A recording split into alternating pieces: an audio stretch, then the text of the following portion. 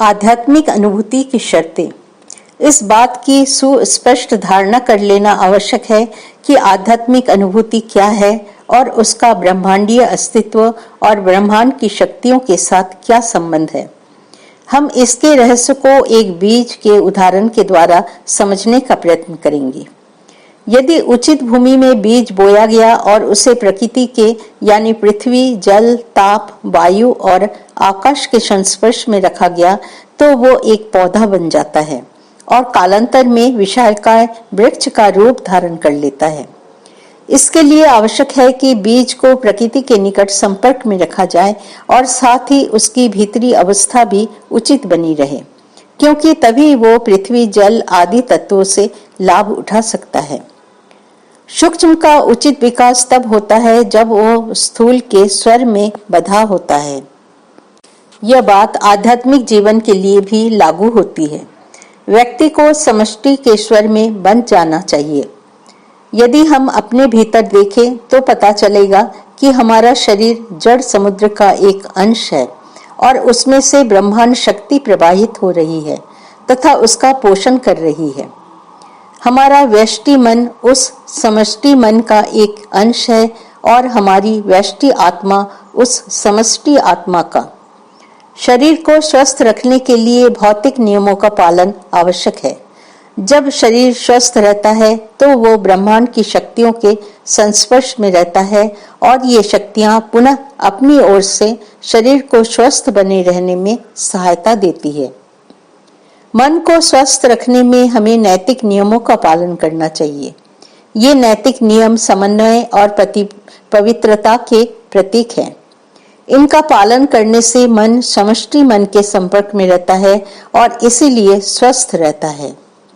इसी भांति हमारी आत्मा को भी स्वस्थ होना चाहिए, शुद्धता और एकता की अवस्था में होना चाहिए, जिससे वो समष्टि आध्यात्मिक शक्तियों के सीधे संपर्क में रह सके।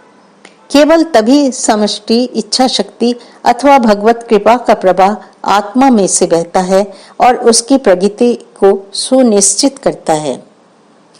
उचित भोजन, ब्रह्मांड शक्तियों के प्रवाह को नियमित करने के लिए प्राणायाम के सही अभ्यास, नैतिक जीवन और आध्यात्मिक साधना से शरीर, मन और अहंकार की बाधाएं दूर होती हैं तथा हम समष्टि इच्छा शक्ति के स्वर में बंधकर भगवत कृपा के अधिकारी बन जाते हैं।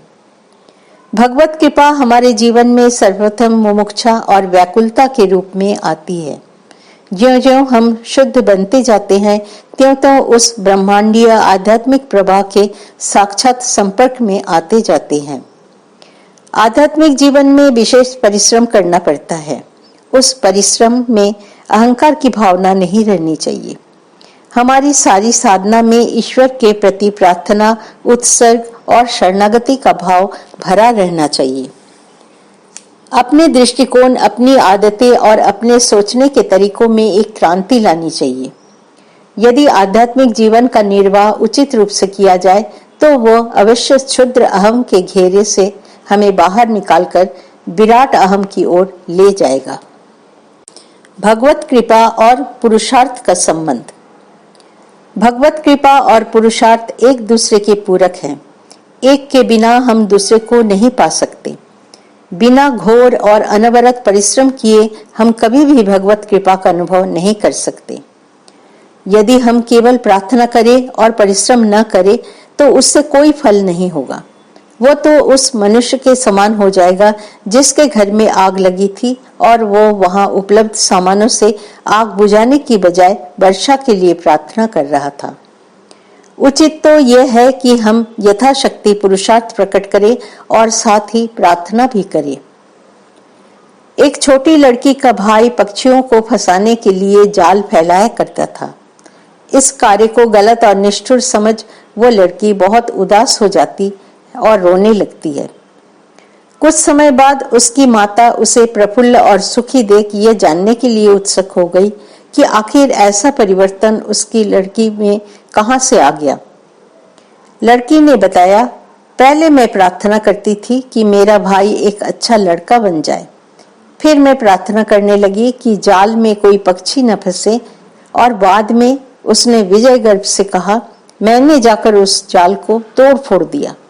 अतः अपनी पुरानी विपरीत आदतों को तोड़ने और नई अच्छी आदतें बनाने के लिए प्रार्थना के साथ पुरुषार्थ का योग करना आवश्यक है।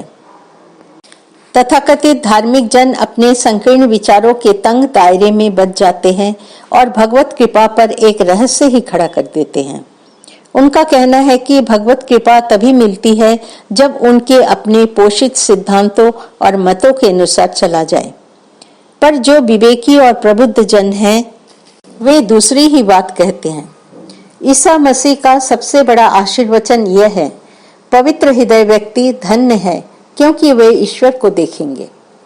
भारत के संतों की प्राचीन शिक्षा भी यही है कि वो स्वयं ज्योति और पवित्र आत्मा, जिसको शुद्ध चित्त, निष्पाप और निर्दोष जनों ने शरीर में अवस्थित अनुभव किया है, सत्य, एकाग्र मन, यथार्थ ज्ञान और पूर्ण शुचिता से ही प्राप्त हो सकती है।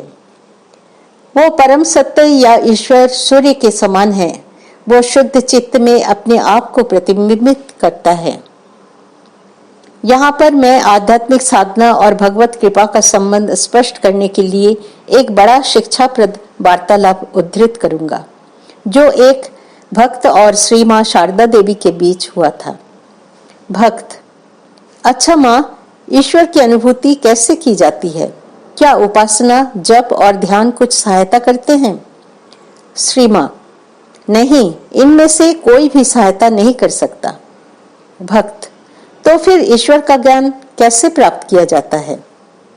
श्री माँ: वो तो उनकी कृपा से होता है, पर साधक को जप और ध्यान का अभ्यास करना ही चाहिए। उससे मन का मैल दूर होता है। उपासना आदि नियमों का अभ्यास करना ही चाहिए। जैसे फूल को हिलाने डुलाने पर उसकी सुगंध मिलती है, या जैसे चंदन की महक घिसने से प्रकट होती है, उसी प्रकार सतत ईश्वर चिंतन करने से आध्यात्मिक जागरण होता है। पर एक बात है, तुम ईश्वर को अभी और यही देख सकते हो यदि कामनाओं से मुक्त हो जाओ। सांसारिकता से मन दूषित हो गया है।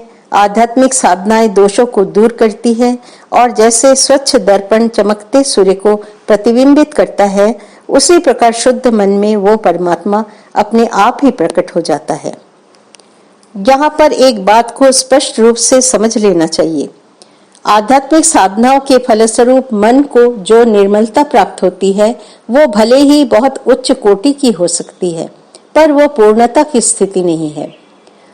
साधक पूर्ण शुद्धता की स्थिति में आत्म साक्षात्कार के बाद ही अवस्थित होता है।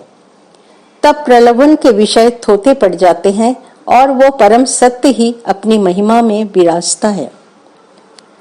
यह समझ लेना आवश्यक है कि आध्यात्मिक साधना और भगवत कृपा में क्या संबंध है, तथा हमारे जीवन की अंदरूनी बाधाओं को दूर करने में यह साधना कितनी महत्वपूर्ण है। केवल तभी हम आध्यात्मिक साधना में उत्साह रख सकते हैं, अन्यथा हमारी साधना अव्यवस्थित हुई रहती है। एक समय एक शिष्य ने श्री माँ शारदा देवी से आध्यात्मिक साधना की उपयोगिता के संबंध में पूछा। उन्होंने उत्तर दिया, इन आध्यात्मिक साधनाओं के द्वारा अतीत कर्मों के संस्कार कट जाते हैं, उनसे इंद्रियों की चंचलता कम होती है। भक्त: क्या कर्म कभी कर्म को काट सकता है? श्री माँ: क्यों नहीं, यदि तुम कोई शुभ कर्म करोगे तो वो तुम्हारे पहले के अशुभ कर्म को काट देगा। जब ध्यान और आध्यात्मिक चिंतन के द्वारा अतीत के पाप काटे जा सकते हैं।